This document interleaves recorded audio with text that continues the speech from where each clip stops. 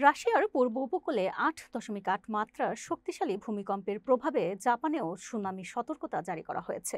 ভূমিকম্পের পরপরই জাপানের ফুকুশিমার দাইইচি ও দাইনি পারমাণবিক বিদ্যুৎ কেন্দ্র থেকে কর্মীদের নিরাপদ স্থানে সরিয়ে নেওয়া হয়েছে। বিষয়টি নিশ্চিত করেছে টোকিও ইলেকট্রিক পাওয়ার কোম্পানি। ভূমিকম্পটি আঘাত হানে বুধবার সকাল ৮:২৫। যুক্তরাষ্ট্রের ভূতাত্ত্বিক জরিপ সংস্থা ইউএসজিএস জানায়, ভূমিকম্পের কেন্দ্র ছিল রাশিয়ার কামচাতকা উপদ্বীপের পেত্রোপাভলোভস্ক কামচাতকিস শহর থেকে ১৩৬ কিলোমিটার পূর্বে প্রশান্ত মহাসাগরের তলদেশে।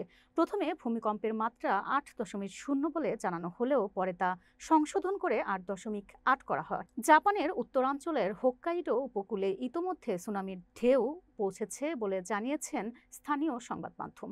এই পরিস্থিতিতে ২০১১ সালের ফুকুশিমা পারমাণবিক দুর্ঘটনার ভয়াবহ অভিজ্ঞতার কথা মাথায় রেখে জাপানি কর্তৃপক্ষ দ্রুত পদক্ষেপ নিয়েছেন। টেককোর বিবৃতিতে বলা হয়েছে, এখন পর্যন্ত বিদ্যুৎ কেন্দ্র দুটিতে কোনো অস্বাভাবিক পরিস্থিতির সৃষ্টি হয়নি এবং কেউ হতাহত হননি। তবে পরিস্থিতি পর্যবেক্ষণ করা হচ্ছে এবং সুনামি সতর্কতা কার্যকর রয়েছে। উল্লেখ্য, ২০১১ সালের মার্চে জাপানে ৯ মাত্রার ভূমিকম্প এবং পরবর্তী সুনামিতে ফুকুশিমা দাইইচি কেন্দ্রটি মারাত্মকভাবে ক্ষতিগ্রস্ত হয়। সে সময় বিশ্বজুড়ে পারমাণবিক নিরাপত্তা নিয়ে উদ্বেগ সৃষ্টি হয়েছিল।